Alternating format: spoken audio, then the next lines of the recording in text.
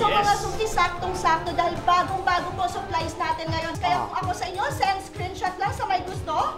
1, 2, 3, 4, 5, 5, 4, 3, 2, 1. Thank you so much! Ano yung inyong ibinigay? Hello! So Diamond, ito ano ito? Real 18K salty. So magkano naman yan? Dito po, Tito Boy, this is 90,200 pesos. Wow! This is 23 grams po of pure 18K Saudi. Yes! So, isang investment talaga. At saka Tito Boy, parang bagay ito sa akin. 5, 4, 3, 2, 1. Thank you so much! Nung pumasok ako sa industriya, dito may baby ako and kailangan kong gawin na matutong sumayaw dahil yun ang isa sa hanap buhay ko for my daughter.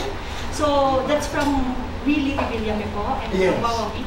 Nung time na nakita ko ni Beth, sabi niya, anong ginagawa mo doon? Parang paikot-ikot ka lang doon. Tapos hanggang sa para lang ma-divert dito yung sinasabi niya sa ginagawa ko. Sabi ko sa kanya, ang ganda ng eyes mo. Hanggang dito doon ako nagsimula ang lahat. Hanggang sa tito, tinawagan na niya ako, nagkakausap na kami. Sabi niya sa akin, tito sabi ko, ba't parang ang tagal mong sumagot ng phone? Sabi niya, pasensya ka na, gumagawa kasi akong hot chocolate. Wow, tito, hot chocolate, tito! Tapos that time, nalaman ko na anak pala siya ni Jose Manalo. So sabi ko, naku, ito na, mayaman ko. Hot chocolate, tito! Anak ni Jose Manalo, may sasakyan, tito. Sabi ko, ito na magpapabago ng buhay ko. Ever since when I was 18, nung sumali po akong Starstruck, nagkaroon ako ng anak that time, inayaan niya talaga kami. Kumbaga, inayaan niya ako matuto sa buhay. That's how daddy is. Hindi kasi siya yung tipo ng tatay na magsuspoiled ka. Hindi, I will take care of you kasi kilala akong tao and everything.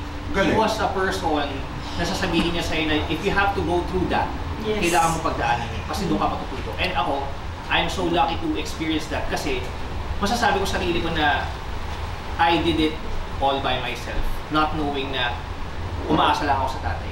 Yes. Grabe dito, unexpected na sikat. Sobrang sikat, pero parang pag nakausap mo, hindi mo na-feel dito. Alam mo yun, super humble. Wala yung naging problema dito kasi pareho sila ni Alden. Yung si Alden kasi dito, mas una ko nakilala eh. Mas naging maganda yung, maganda yung relationship talaga namin ni Alden. Nung time na pumasok si Katrin, parang sabi ko, grabe, may ganito pala talagang artist. Sino ang mas malambing? Mas mainitin ang ulo? Siya. Mas seloso? Siya. Siyempre nga naman. Mas habulin? Habulin? Siya. Mas maharo? Ako. Unang nangangalabi? Anong oras po? Alas 2 ng madaling araw. Ako po tayo. Lights on or lights off? Lights on and off! Happiness or chocolate? Happiness. Best time for happiness? In the morning. One word, isang salita lamang to describe each other. Grabe. Yun lang. Benz, ikaw. My life.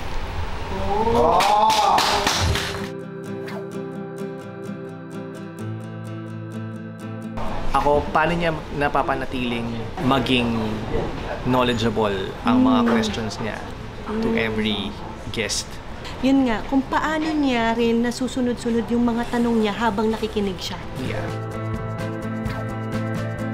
Sobrang okay. Sobrang blessed. We were not expecting anything. We were starstruck kasi syempre hindi naman namin inaakalang darating sa punto ng buhay namin na makakausap kami ni Tito Boy. But it was a very warm experience. Sobrang salamat Tito Boy kasi hindi namin na-feel na others kami. You were so generous in everything. Yes. And ulit po tayo. Yes. And that's all. Thank you.